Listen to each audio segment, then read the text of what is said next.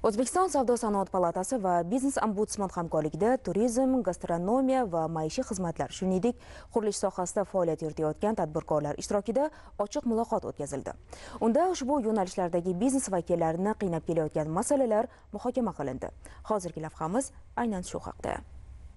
Turizm, gastronomiya va maishiy xizmatlar sohasidagi tadbirkorlik uchun tashkil etilgan muloqotda kichik va o'rta biznesni qo'llab-quvvatlash, hududlarda biznes muhitini yaxshilash, ilg'or tashabbuslarni iqtisodiy o'sish driverlariga aylantirish masalalari muhokama qilindi. Shuningdek, raqobatbardosh mahsulotlar bilan tashqi bozorlarga chiqish masalalari ham ko'rib chiqildi. Asosiy maqsad sohani rivojlantirishga qaratilgan natijador yechimlar ishlab chiqishdan iborat. Tadbirkorlar o'z masalalarini tegishli vazirlik, idora va tashkilotlar rahbarlariga ochiq-oydin aytdi. Qurilgan xonadonlarni sotib olayotgan insonlar shu investitsiya sifatida sotib olishyapti. Kelajakda xonadonlarni ijaraga berish o'zlarini vaqti imkoniyati bo'lmagani uchun bizga o'xshagan shu professional boshqaruv kompaniyalariga berishmoqchi. Boshqaruvga olishda ba'zi bir muammolar bor. Shuni biz taklif berdik Adliya vazirligiga, Moliya vazirligiga. Jahon talablaridan kelib chiqib, Gruziyada, Batumida bu amalda juda ko'p qo'llanilyapti. Shu tajribani O'zbekistonda ham qo'llab, apart-otel konsepsiyasini ishlatish tartibini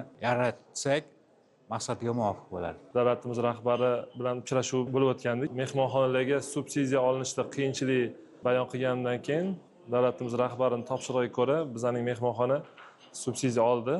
Bugungi kunda yulduz olgan mehmonxonalarga nisbatan davlat standarti tomonidan juda ham ko'plab talablar qo'yilgan. Taklif berdim, yulduz olgan mehmonxonalarga ham bir rahbar joriy qilib berishi.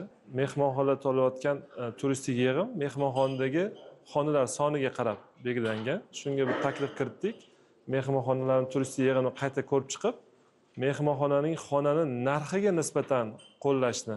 Qurilish sohasidagi tadbirkorlar bilan muloqotda yer va qurilish hujjatlarini rasmiylashtirishdagi kechikishlar, shuningdek sohadagi muammolar va ularning yechimlari ko'rib chiqildi. Qayd etilishicha, 2025-yil yakunlariga ko'ra yurtimizda qurilish sohasidagi tadbirkorlik subyektlari soni 2024-yilga nisbatan 12% ko'payib, 55 mingtadan oshdi. Sohada yaratilgan yalpi qo'shilgan qiymat hajmi 110 trillion so'mga yetdi. Yil davomida 1 milliondan ortiq fuqaro doimiy va mavsumiy ish bilan ta'minlandi. Biroq sohada ayrim muammolar ham yo'q emas. Muloqotda shunday masalalar muhokama qilindi.